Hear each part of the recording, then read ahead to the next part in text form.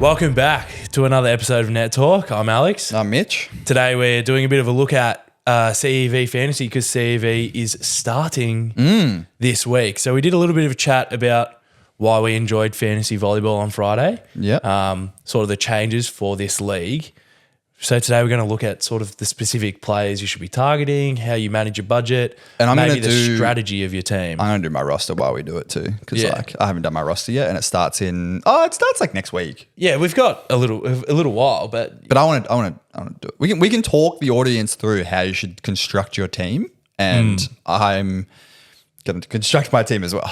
yeah, while we're doing it. Exactly. Versus I cheat and I do a little bit of a cheat sheet of what my team's currently looking at. You're going to share your knowledge with everyone. No, we're going to do a podcast where I keep all of my strategies secret. It's behind so a paywall. I can win. No, it's behind a paywall. Yeah. Well, we'll probably be discussing it a lot on the socials and in our Discord. Maybe we'll discuss people's strategies as those games are getting closer. I realized that I told everyone to join the Discord, but I didn't tell them how to join the Discord. It's just the link's in the description. Just go look for it and we'll be waiting there. Yeah. So, because fantasy for CEV, what's the actual budget you get? Is it 200 mil? No, it's 100 mil. 100. Yeah. So you get 100 mil and you have to pick your players. We discussed this off camera, so now on the pod. Yeah. I think there's really two strategies you can go for. Yeah. Either we'll talk about the value of the positions. I think it's pass hitters that They're extremely benefit skewed. the most. They're very skewed. Libros and setters I think are worthless. Virtually, well, Very you low. did on your spreadsheet. You Yeah. did some, took some stats from some games. Just Yeah. copy A paste. very limited data set, unfortunately, but that's all right. Like, valuable because what we can see straight away is that pass hitters will consistently score the highest. yeah. Libros and setters will score virtually nothing. Yeah. They will score breadcrumbs compared to the pass hitters. And opposites, do they score well? Yeah, they score pretty well. They score better than, pretty similar to middles, but better on average. But that's just usually because they get more attacks. So give us some benchmarks. Like what are we... Well, a strategy I'm thinking is, do you spend big and get those expensive pass hitters because they get the most points? Because based on my look, sort of like the best pass hitters, Fornell, Sazalpuk are getting 81, 77 fantasy points per game. Yeah. Based on the sort of start of the season from their leagues. I have them playing 9-game sample size. Yeah. Or do you pay big for them because you know that they're going to be up there? They're going to score well. Yeah. And then cheap out on the other positions that get lower points? Or do you cheap out on those positions because they are going to have a higher baseline? Because there's players like Cody Kessel for Greenyard Masick, 6-game sample size, but he was getting 75 fantasy points per game.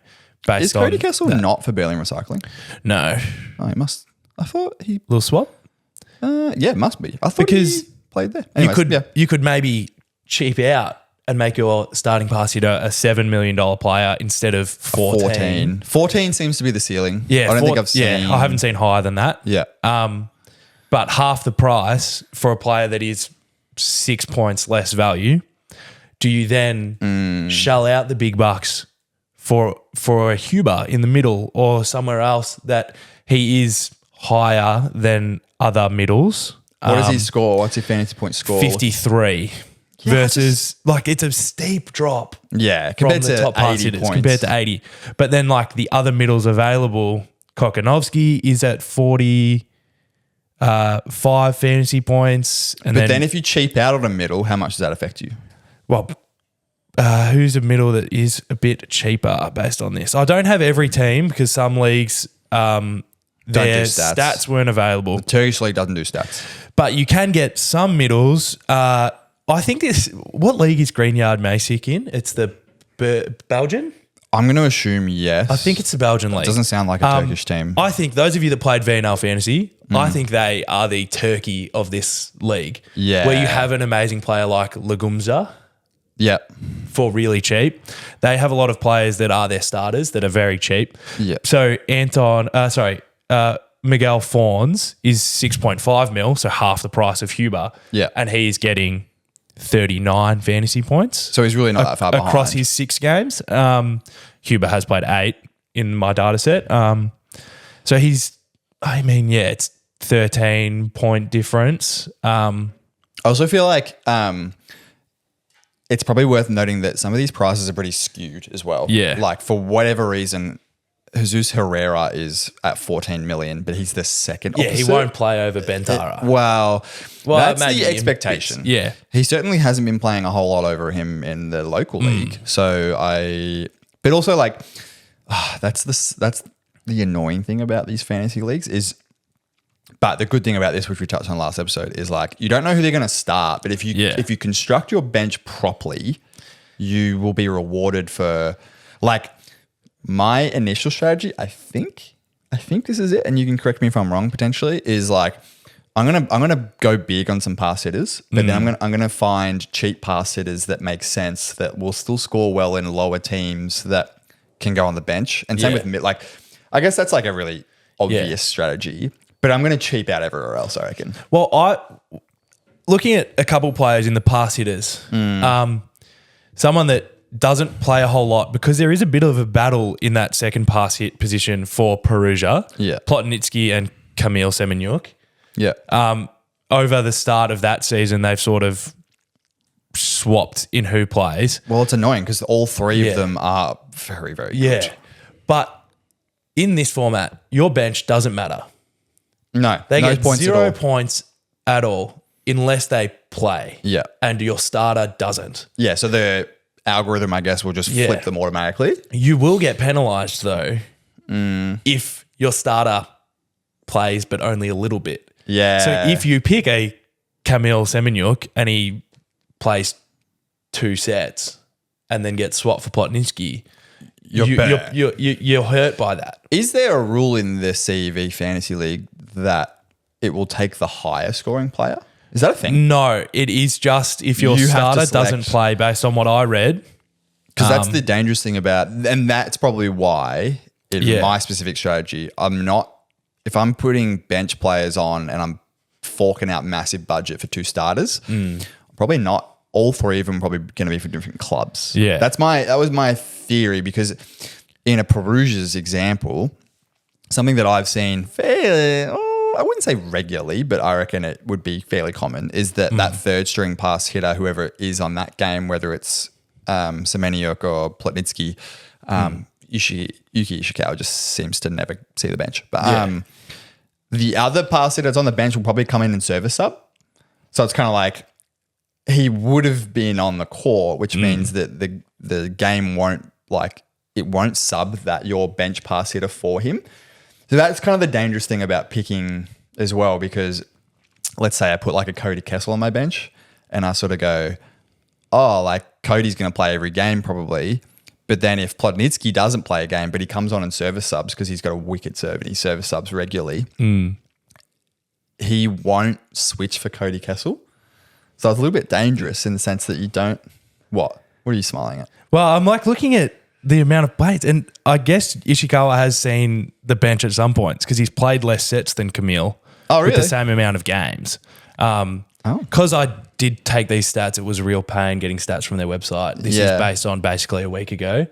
Yeah. Okay. How many games have they? In this, they've played 5, but I think they'd be at 10 by now, probably, wouldn't they? Upwards of 8 in the Italian league. You can find that. Yeah, I'll find it now. But maybe we should have resaid how the point scoring works. We did speak about it on Friday, the change to the scoring algorithm.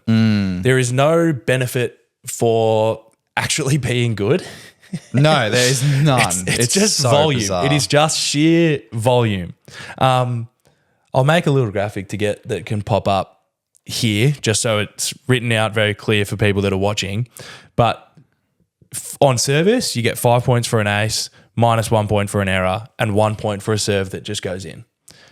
Blocking, 5 points for a block, and -1 point for a block loss of point is the wording in the errors. I wonder, we will discuss and hopefully see as points start coming out, does getting tooled count as an error? We really hope not. I don't think that's going to be particularly good. It means that everyone's points are going to come significantly down. Do you have both versions? Like, is there a way that you can implement that into the spreadsheet so then you can see how much? I don't. I just have, a lot of stats that I have that I've collected, they just do block points. They don't even have blocking errors listed.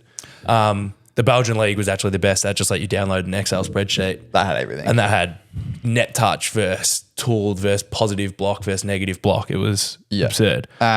So they've played 6 games. Yeah, so maybe Piacenza is sitting at the top of the ladder. Oh. That's Stephen Ma's team. Not bad. Yeah.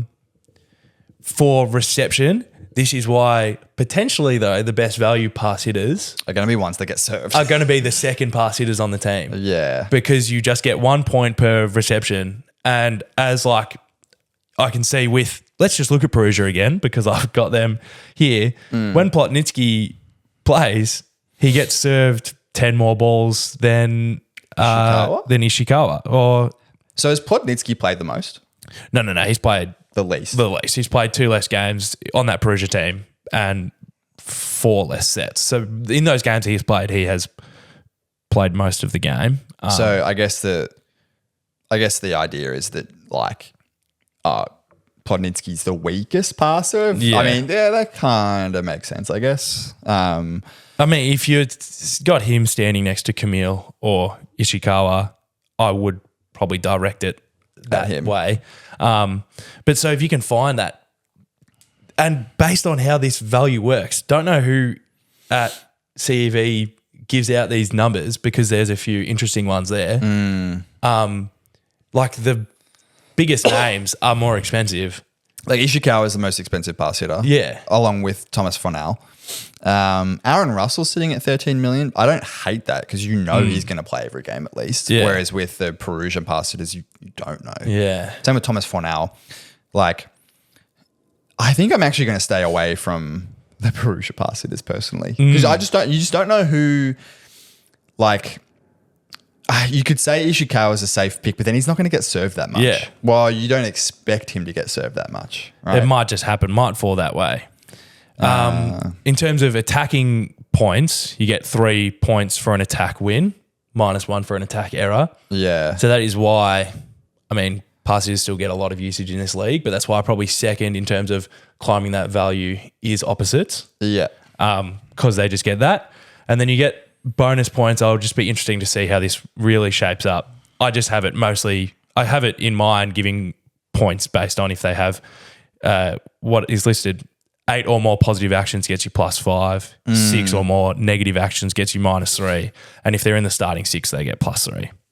So what are some top opposites scoring at the moment? I'm curious. Karol Butryn is 9.5 million and he is scoring at 61 fantasy points per game after an 8-game sample size. Then Kaczmarek is at 57. So Kaczmarek, I believe, is the most expensive. Yes, he is at 14 million.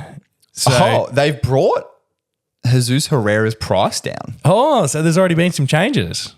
Because he's only at 12 million. I guarantee you I saw the Instagram post that he was at 40 million because our whole Discord screenshotted it and was like, what is going on here? So there's probably going to be lots of fluidity in that. How are they changing the prices then? They're changing them now. Sorry? How are they? Because like... maybe my prices are out of date. Wassim Bentara is still sitting underneath Jesus Herrera, which is weird. But there's... So now they update it. So there's percentages of the population that have picked. We'll cover the top rostered. I think it is a rostered percentage because it is their popularity percentage. It makes sense because Bentara is sitting at 13.8%. Yeah. And Herrera is only at 5%. So at least a lot of people understand that, well, he's not going to play that. I mean, Bentara is up there in terms of opposites as well. 52 points. Jake Haynes for Berlin Recycling, 53. So, like, your opposites are there. Yeah. Arthur Swartz, you got him? Swark? I don't think I've got his... I don't have him. He's in the same team as Ivan Zaitsev, I think. Yeah. Interesting. I don't have stats for that. I think at the moment, although that's is that the Italian league. I probably should. It's I think it's Milano or Monza. No, I think it's Monza. Volley. Yeah, Monza. Very Monza. Mint Vera Volley Monza. Yeah. Well, because we'll jump through positions now. I want to start with the setters in terms of this is maybe where, like in previous fantasy, we're just like trying to get the thought process correct and hopefully it pays off. Yeah. the setters in VNL Fantasy were all just pretty even. Yeah, if you got a starting setter. There was no reward for having someone like Gianelli versus Brazar or Tony Utu. Like there was no, other than the fact that you had to guess between if Brazar or if Tony Utu was going to start, you knew Gianelli was going to play every game. Yeah. I'm trying to think of like, Janusz from once he was traveling. Was playing, yeah. There was no reward for who was. Or Christensen. No, the Bulgarian setter. Sorry, Alex. The only reward for him was the fact that he would go out and score 10 points a game. Yeah. Ridiculous. Actually, in terms of setters based on my samples, so I'm missing a few, but Gianelli actually scores a lot higher than the other setters. He is the most expensive. He is the most expensive setter, but I think this is why maybe I'll cheap out on a pass hitter to get him as the setter. Maybe that'll backfire. Maybe I'm wrong, but like of the setters I have down, Gianelli, I only have a 3-game sample size for him, so maybe he was missing for some of Perugia's games. Yeah, they've been playing the other guy. Zoppolari is there too. Yeah. But surely Gianelli plays the CEV. No, you would expect so. He has 46.3 points per game. Can you have a breakdown on where those points come from? So those points for him, aces. That makes sense. What's that, 5 points for an ace? Yeah, so he's getting 6 points. I guess because I'm just doing however many aces he gets, so he's getting 1.33 aces a game. I guess the conversion in my formula is giving him 6.67 points for an ace. Oh, because of the bonus you can potentially get, right. Like, it's just doing 5 points for one ace. So if you get 1.1 ace, it's going, you get 6 points for that. So maybe my numbers will come out a little bit inflated because you can't get 0.3 aces in a game. No. If anything, you should round down. Yeah. I'll clean that up. That's all right. Just guidelines. I mean, he has a few errors here and there, but a lot of serves that just continue play. And then the biggest difference, we joked about this in the Discord. Maybe AVL shifts my perspectives on setters that can actually block. But Gianelli is a setter that can actually block. So, but the one thing I'll credit CEV for is, unlike the VNL Fantasy, good setters were the same price as good pass hitters, which was really frustrating because when it came down to the end of the season or to the finals period of VNL, it meant that you had to blow out your budget for a setter that wasn't going to score well. Yeah. At least here, the top setter, so Gianelli, is only worth 9 million. Yeah. As opposed to top pass hitters are 14 million. So at least that is somewhat fair. But would you get a setter that is 9 million or a setter that is 6 million? Yeah, because like Tilly from Berlin Recycling, who's probably going to play every game, and he's a pretty big guy. I don't know if he's going to get the same amount of blocks or aces that Gianelli will. Or do you go in between and go for like a Mike Amar or a Benjamin? But he'll get the serve volume. Yeah. He was averaging 17 serves a game over the 5 games at the start of the season. Tilly or Yeah, Gina? Tilly. Yeah. Johan Tilly. But then like you could go to Walter Zawerski for Miguel Rodriguez. Yeah. There's only... They've have a bit... I don't know. Does Jakub Nowozowski play for them as well? He's had a bit... Like they've both played a little bit for them. So maybe... Yeah. I mean, when you get to CV, you'd assume they're just playing best available. You could also go Joe Worsley, the out-of-system guy that's playing. Yeah. I don't know which team that is he's playing for. Maybe it'd be a good bench. I can add him to my bench. Bench setter. Because he is, that's so who's why. Alex, who I reckon I'm going to go Gianelli and then Tilly on the bench. I'm going Joe Worsley on the bench. Just because I like him. Fair enough. All right, middle blockers. Well, their percentages will just, like Gianelli's at 34% rostered, Mike Amar at 17.2, but I don't have stats from his league. I kind of feel like that's a this might name be brand. Not like disrespectful, but there's not a lot of like higher profile setters that are in CV. Like no Christensen, no Brazar, no. Yeah. Oh my God, who else? Janusz. No Janusz. Because then it is Tony Uti at 12.4, Johan Tilly at 7.1. Yeah. And then a pretty steep drop off and you're below 5%. This is population percentage. So like rostered percentage. Yeah, rostered percentage. But sorry. what we saw from VNL Fantasy was the most expensive people have probably a roster percentage of like 20-ish%. Yeah. And then the cheap people that people are just shoving into their roster to fill out also get a higher percentage as well. So don't just rely on that. Moving on to middles. What do you reckon? They're all sitting. There's no middle that's like blowing the budget this is out. No the one's same. sitting. Middles were so expensive at VNL Fantasy. They are at least cheaper here. So they must also agree that pass hitters are the most valuable, then opposites, and then middles. Yeah. They're at the most expensive middle, 12 mil.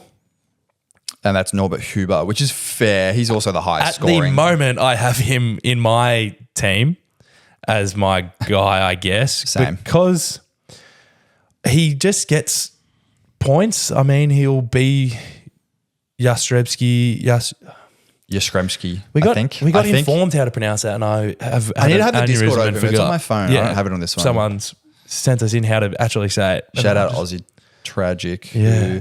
Wait, what? I can't have Luke Perry in my team? Oh, I have 3 water players on my... Yeah. So I mean, I wish it was a bit more distinguishable which team they were actually from, because the jersey designs are. The jerseys for PGE Warszawa is so similar to the one for Huber's team. Yeah.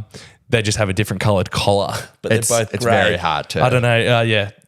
But middle blockers, there are a few cheaper middles that get you some pretty good value. Go on, read them out. The top middles are the best, obviously.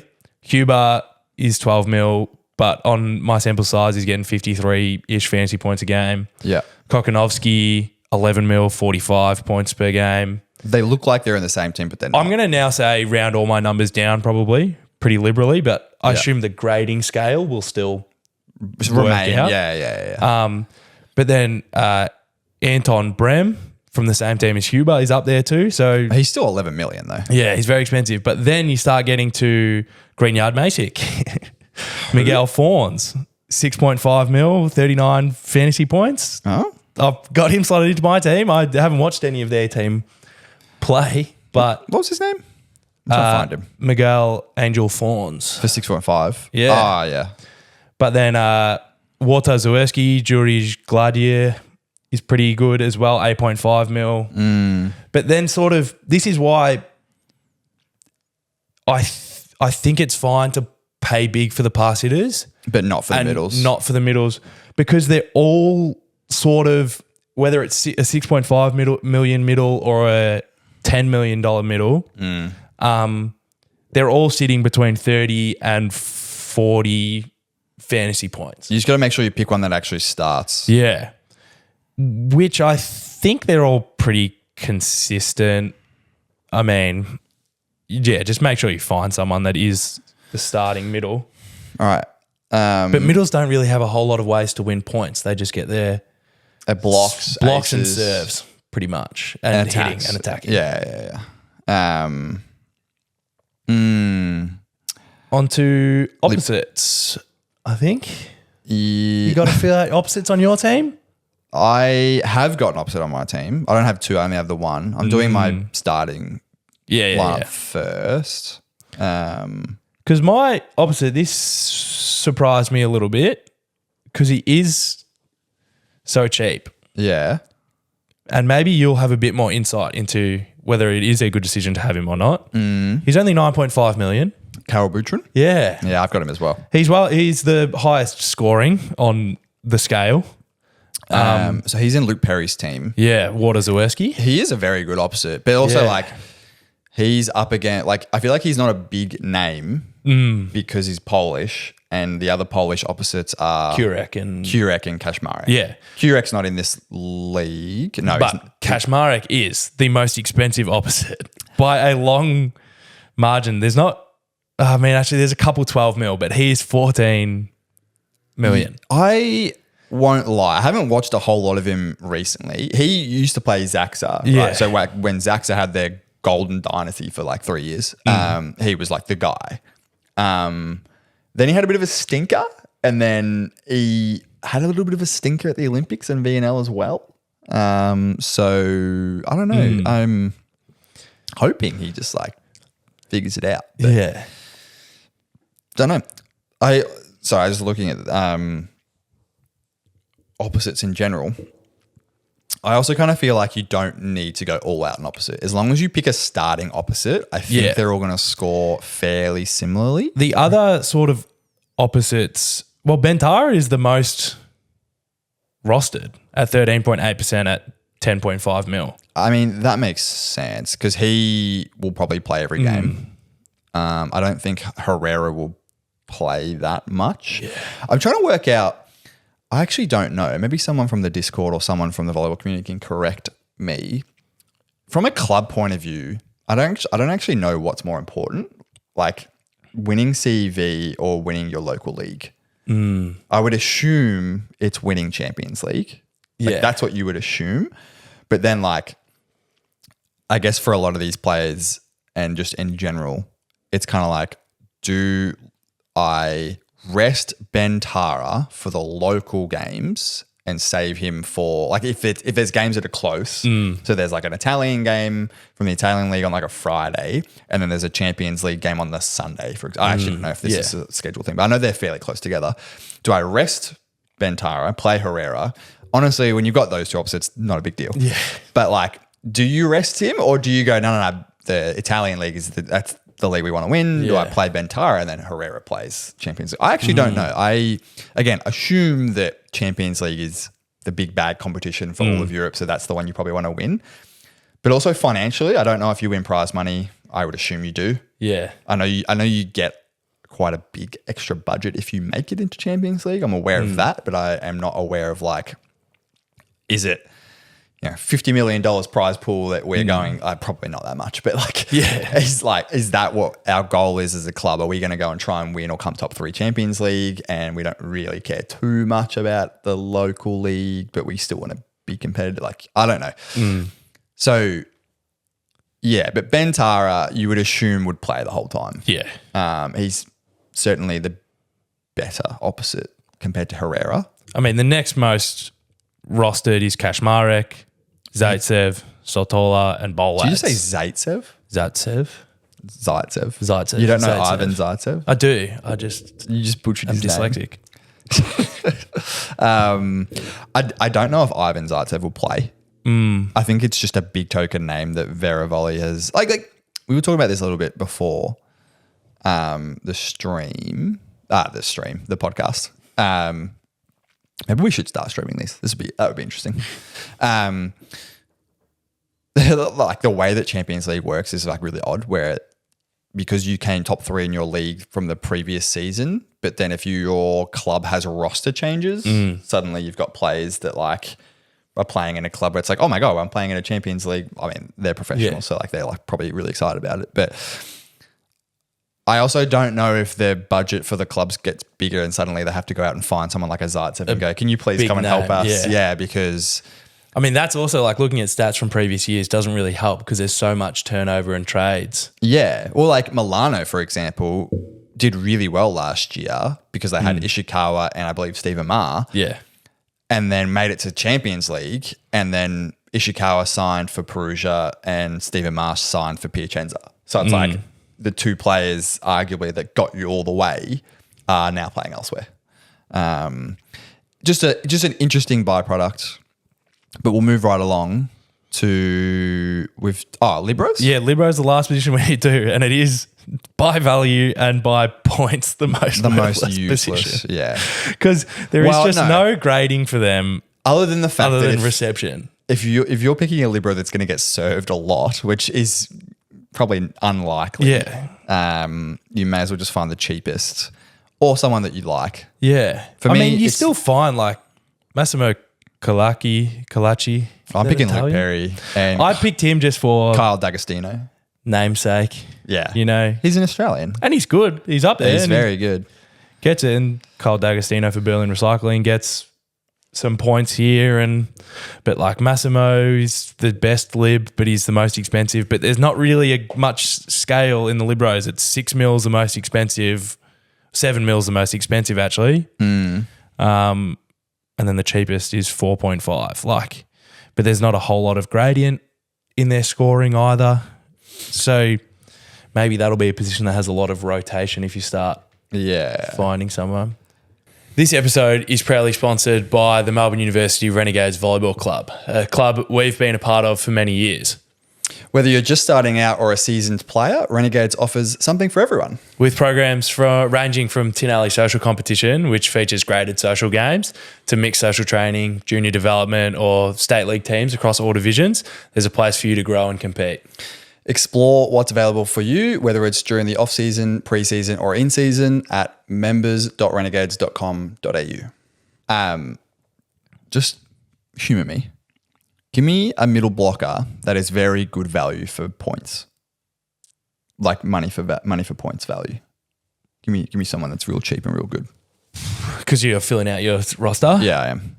Yuri Gladier. Walter Zawerski, 8.5 mil. Gladier. Oh, I can't pick him. Ooh, too expensive? Nah, because I have too many players from that team. Ooh. Give me someone else. I've got Miguel Fawns from Greenyard Masick. He's 6.5 mil. I got to find him. Oh, my God. Good get. What's his last name? Fawns. Spell it. Fornes. I'm in a spelling bee now. No, I got it. 2% of the population got him. I mean, he on his 6 games is up there in terms of his fantasy points. Maybe my scale will be wrong, but like I assume the floor for a middle seems to be pretty high. The roof seems to be pretty low. Yeah, give me an opposite. That's good value for money. Oh my God, mate! My team. Maybe I'll be doing some rejumbling of my team because I have actually cheaped out on my opposite, which might have been silly. I got Carol Boutrin as my starting opposite in my team. No, so do I. And then I ran out of budget completely. This is the difficulty of budget filling out a team, and I just have a $5 million. Oh yeah, I just have a $5 million opposite that I've just slotted in there, and that'll be someone I'll swap with, someone that starts. But in terms of opposites, how much budget you got free? I got 2 players I got to fill, but I got 9.5 budget. Well, you can't do that. That's literally impossible because the cheapest player is 4.5. Oh, really? And the cheapest opposite is 7. So it's not really possible. This is why there'll be a lot of jumbling. Yeah, this is why we won't fill it in now, Mitch. No, I'm filling it in now because I want people to have to make these decisions and understand that you can't just like. You could go. I think I want to cheap out. Well, it's like so funny because in terms of opposites, Warsava's opposites are both valued the same. Oh, okay, no. Bolads and Weber are both 9.5. But give me another middle that's good value for money. Under 8 mil. 8 mil or under. Give me that. Well, you can't have any more Zawerski players, so screw you. Both their middles are cheap and pretty good. Bieniek and I could switch out. I could pick another libero. Sorry, Luke. I can't have you. You could have who we got? PGE Warsava's Andre Rona, who's played 7 games. Hasn't played every set of every game that he's played. And there's other middles ahead of him.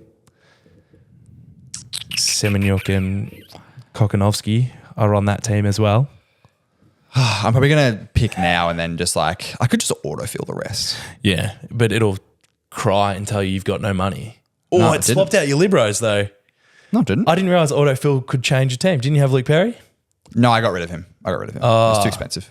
I thought I saw it. Too expensive at 5.5. I thought I saw it swap a jersey. No. Yeah, I mean, you could just shell out for a cheaper. I also don't like how it makes Gianelli the captain, where I definitely... Yeah, I haven't elected my captain, but I think it'll be Fornell. All right, but okay, so this is what I've got.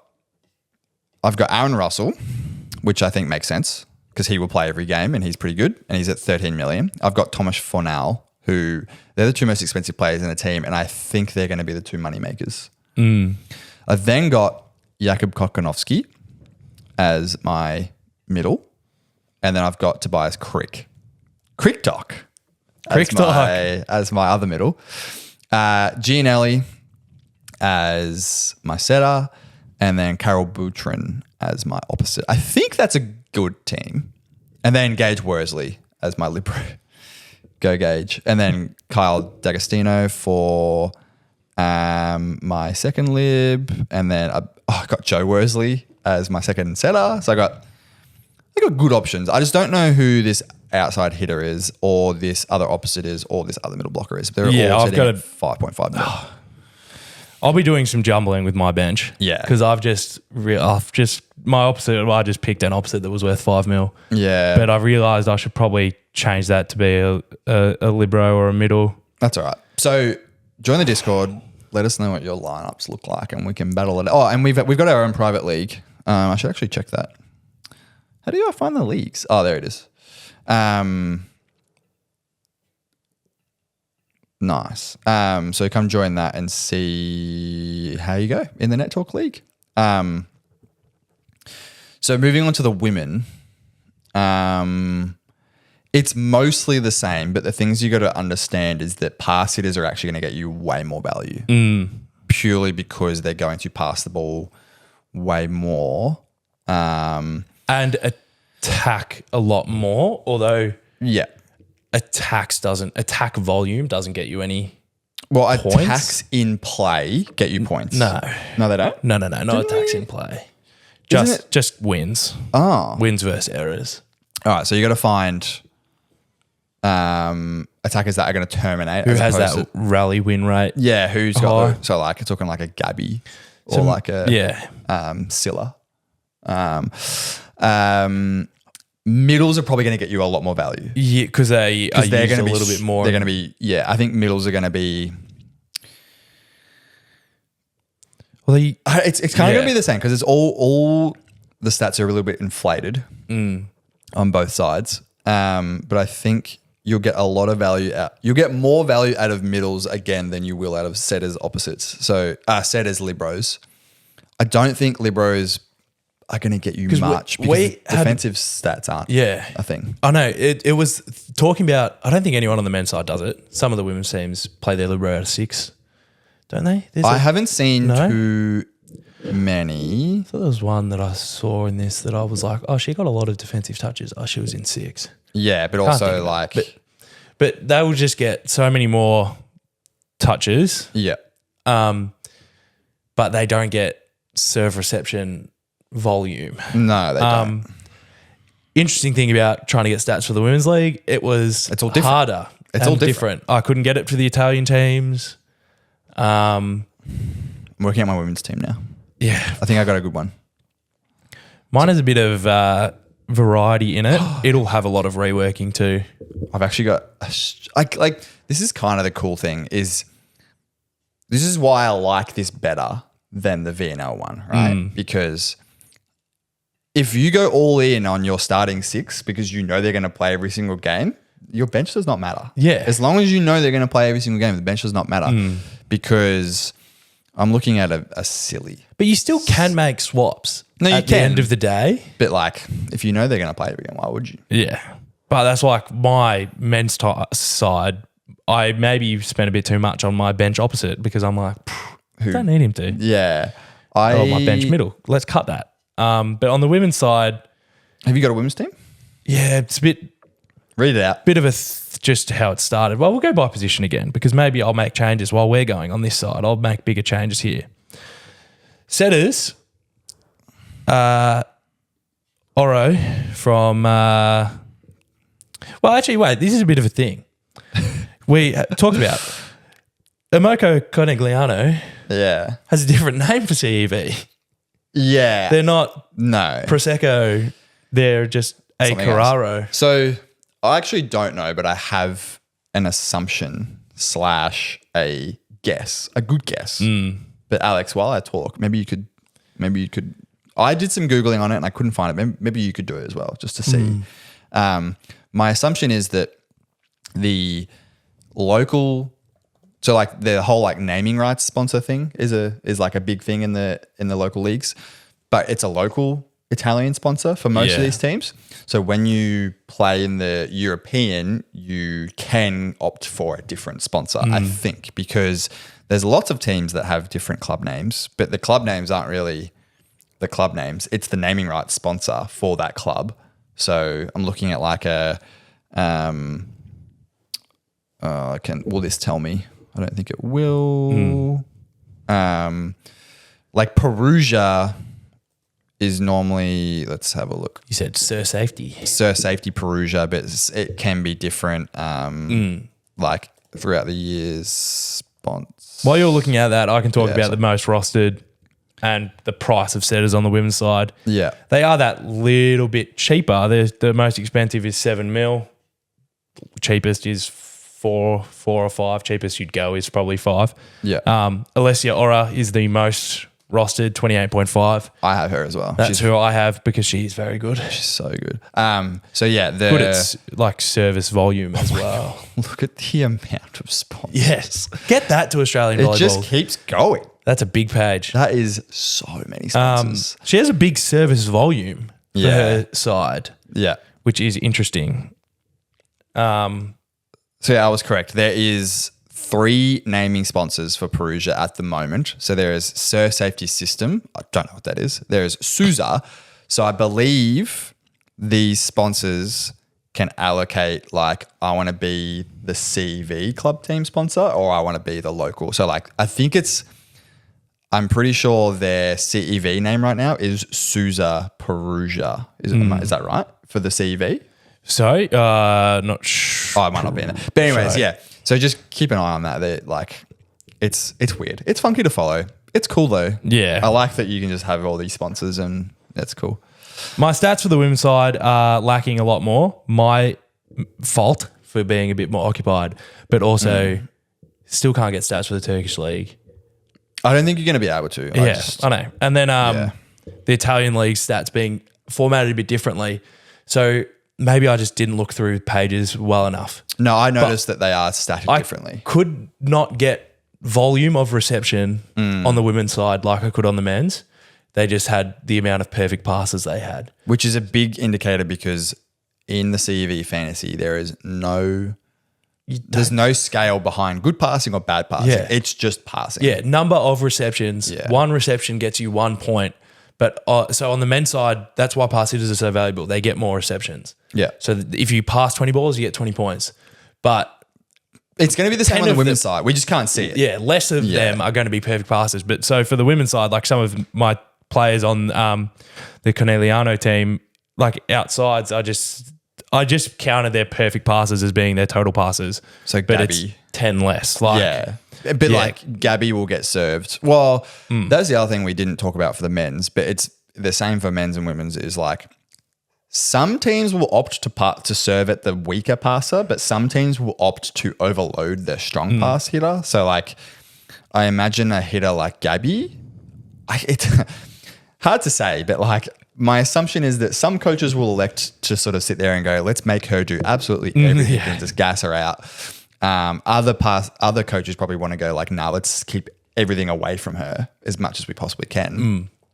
So a lot of things to factor into whether you take her or not. I have taken her because I think regardless of whether teams will serve her or not, I just think she'll go out and score a ton of points. And I think she'll serve the ball a ton. And I think she'll just inevitably get served at least a few times. Yeah. Same with in terms of pass hitters, she is the highest rostered pass hitter. That makes sense. At 17.1%. Also the most expensive.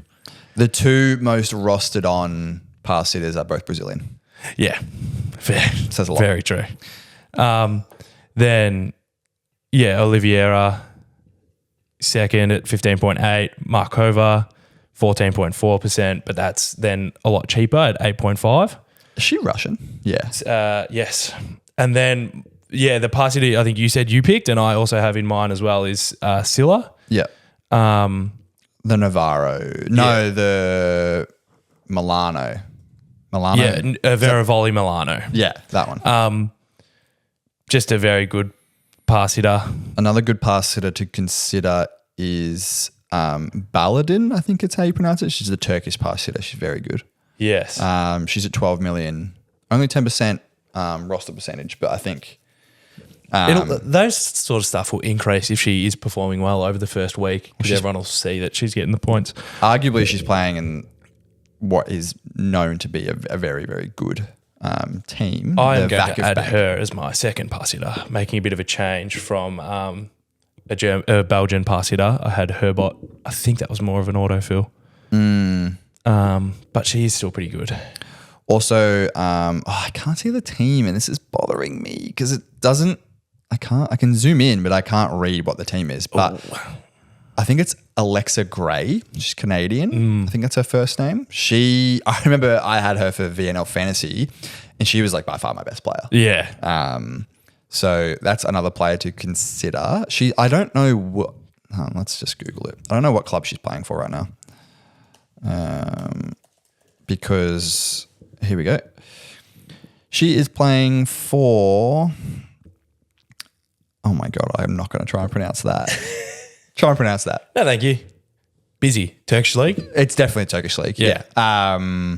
Turkish Sports Club in Istanbul. So she's playing there. Not in CEV. No, she is in CEV. Oh, is that Fenerbahce? No. No. What was that Fenerbahce is a different Turkish team. I think there's 3 Turkish teams. Oh, that's, sorry. So there's Vakıf Bank Istanbul. or Vakıf Bank. And then there's the Istanbul. I'm not going to try to pronounce it. Istanbul. You won't even pronounce that part.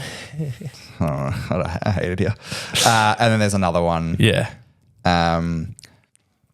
Also, that was we're sort of getting to the end of the episode here, but again, some things that we just can't seem to find, but I think people could, here we go, could elaborate for us. There's a Vakıf Bank men's team. So Matt Anderson played for them last year, and I'm pretty sure they won the Turkish men's. Yeah, they're in CEV again. No, they're not. Or there's a Ends Turkey Volleyball. Fenerbahce Medicana Istanbul is in the men's CEV. Might have been in. What team did Matt Anderson play for last year? Because they're not playing.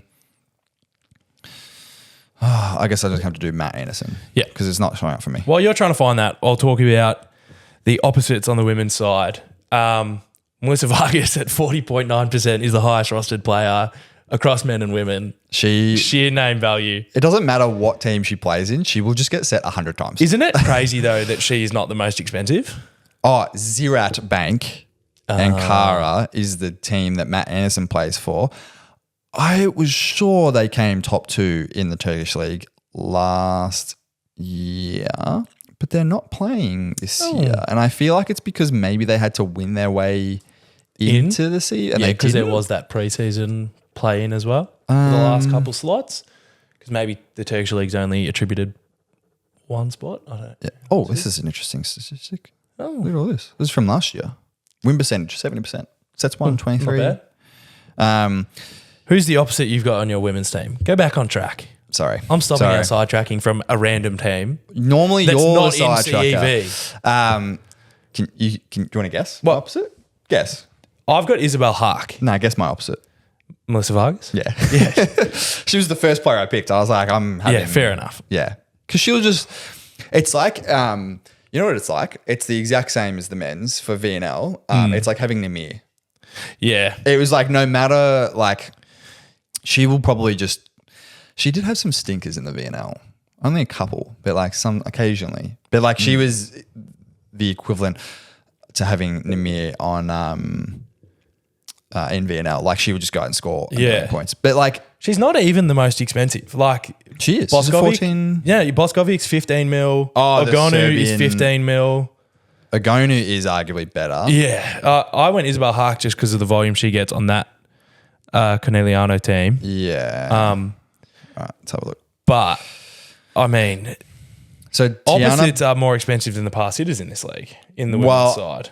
I'm undecided on whether they will do better because I think opposites volume is a lot higher. Yeah. So I think there's a good chance that if, for example, almost half the entire league has Vargas, which is funny. Yeah. I tended not to take her just for that, but also I feel like it's like missing out on having Namir. Yeah. But I think if they will go out and score, like who is the Antropova? She got set 60 times, hit 30 balls. Yeah. So like that's easy 30 points regardless. That's not considering her blocks, her aces. She didn't pass, but if you hit 30 kills, you get 90 points. Is it 3 points for a kill? Yeah. Well, like And like, so you can kind of guess that she's going to get set a lot. She is 13 million here as well. Yeah. Ogonu is quite low on this list, but I think that's because she hasn't been playing recently. Because she's had an ear infection or something like that. Also, Van Ryck is not a bad pick. She's the Canadian opposite, playing in the same team as she's playing with Vakif Bank. So that team's always disgusting. Melissa Vargas normally plays Vakif Bank, I feel like, but she's not playing them this time. Anyways, that's who I've got. I got Vargas. Middles? Erdem Dundar is the highest rostered from Turkey. Yeah. From IFB, 15.6%. 13.5 for you've got to read those ones. I believe it's Ganesh. Yeah. She is like the best middle on Turkey's roster. But she went through like a knee surgery or something like that before the Olympics. So she was playing in that big brace. Yeah. This is where I've mismanaged my budget. I'll have to rework my women's side to get more value for middles because I do think that they will get more blocks. But it is only wins. It's hard, but I've also got Korneliuk, I believe is how you pronounce it. She is the Polish middle. She's playing for a Polish team. I think it's Warszawa. I think that's the team. I don't know how to pronounce it. Sorry. Aussie Track, you'll have to help me out. She is like the best middle blocker from Poland. So I've got her and I think it's Zara Ganesh. I think that's how you... Yeah. I got those two. Again, I kind of think the middles are fairly priced. So looking at the middles here, the maxing out about 11 mil. I can't see anyone here for 12. Compared to opposites sitting at like 15. 15 being the highest. Who have and you then I have Ganesh and Erdem Dundar. I just went sort of with the crowd there. Yeah. In that... Yeah, seeing them. Well, remember I just swapped them actually. I did have Danesi. I was going to say Danesi is the middle from the match. I had Danesi there. I just swapped her with Ganesh because I had the budget to increase. I thought that might be worth it. Maybe not though. No, I think it is. I think Danesi did play really well that one match though. But it's like, are you going to get that out of it every time? Pretty good on the women's side as well. But yeah. I think Ganesh will be probably the bear or Erdem. Yeah, I think that's how you pronounce it. The two starting the two starting Turkish middles, like classic. And then the last position to look at on the women's side, Libro, worthless in fantasy. Sorry, no, it'd be like the Libros out there. But they're more. I think this is the same thing. Well, VNL Fantasy last year, Libros on the women's side scored like crazy. No, they did. They only did like 2 rounds, and then after that, for whatever, because I saw that and was like, I'll blow my budget out for the Libro, and then the next 3 rounds, they just didn't do well. Because on the men's side, they never got up there, but in this scoring system, they won't score at all. There'll be no difference, I don't think, because defensive touches doesn't matter. It's just serve reception, and that is pretty similar across both genders, I think. I just don't think they're going to get served. Like. You'll have the Libros, and this is common just in general, where it's like, you're a Libro, you know the passer is going to get targeted, but you're going to try and take space. Yeah, so maybe you'll get a couple extras. Maybe you will get some volume. But they are slightly more expensive on the women's side, which 7 mil being the highest, and pretty much most top teams starting Libros are at 7 mil. There's not much difference between them versus on the men's side, it was like 6 mil, 5 mil, and then like most were at 5.5, 5 or 4. In between those. Versus it's just shifted up that little bit higher. Yeah. I autofilled because I think there's Castillo, who's the Dominican Republic Libro, is quite expensive and she's quite good. I think it's...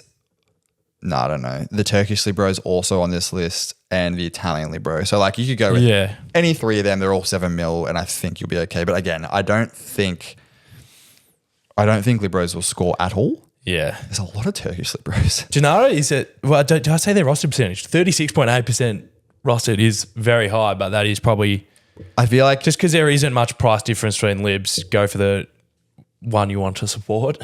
that. And what team is she playing in? I can't even. Conegliano. Conegliano, yeah. So I feel like that's probably a big contender. And she's also the Italian libero, and they just won gold at the Olympics. So yeah, that's probably another big reason.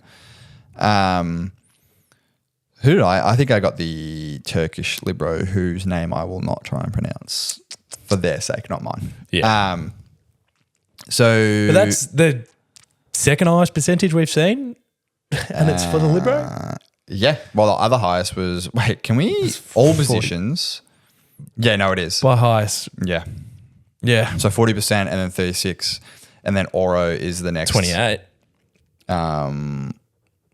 Yeah, interesting. It's liberos and setters are the highest rostered in, I guess, in relation to their price. It's not much difference versus there's a little bit more variation in the budget constraints over your pass hitters because you've got to evaluate that a bit closer. Also, by the time this episode comes out, this is going to be locked.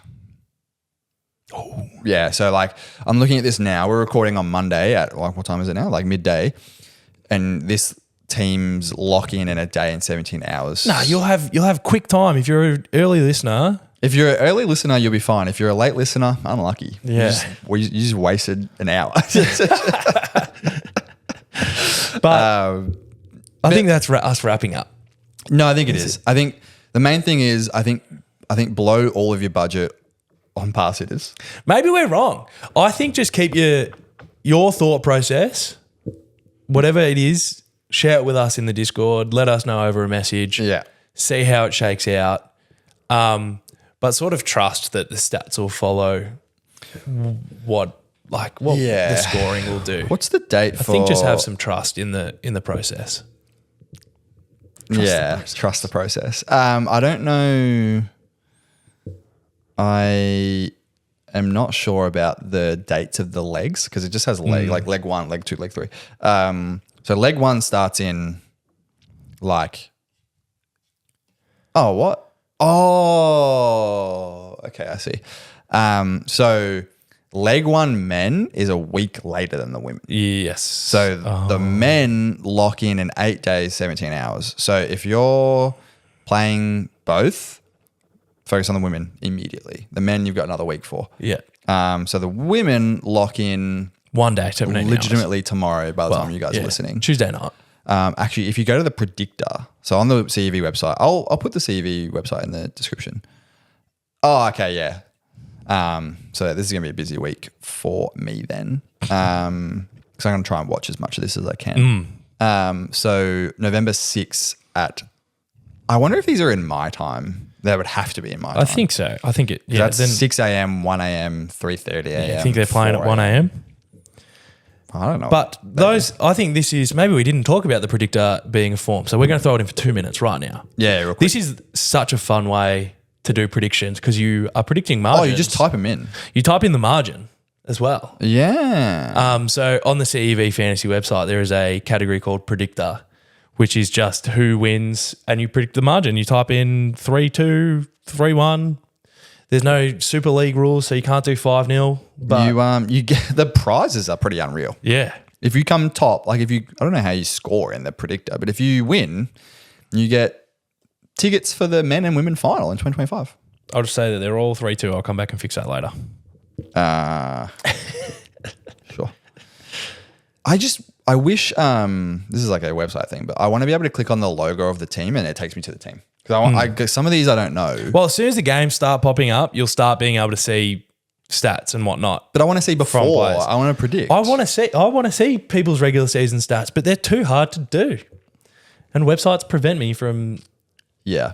Once they figure out all the fantasy and how it all links together, then they can figure out a universal stats. All keep it the same and consistent so that we can make spreadsheets and cheat. All right, I think that's enough. Hopefully helped you pick your players, shape up your budget, show us your budget constraints. Yeah. And maybe you'll be like me on my first run through and be like, shit, I've got 2 players and 5 mil. Yeah. Or you'll be like me and autofill. Yeah. And then make adjustments. Yeah. It's like I like having the autofill option because the VML didn't have that, and that's handy it's handy if you want to blow your budget on the starting six and just the bench, whoever cares. It's helpful for that because I kind of think that's going to be my strategy. Yeah, because if they play, you get the points. If they I don't need a bench player that plays. Who cares? Anyways, fill it out. Wrapping up. Thank you. All right. Thanks for listening to us. We'll see you on the Friday episode. Whoa. Bye.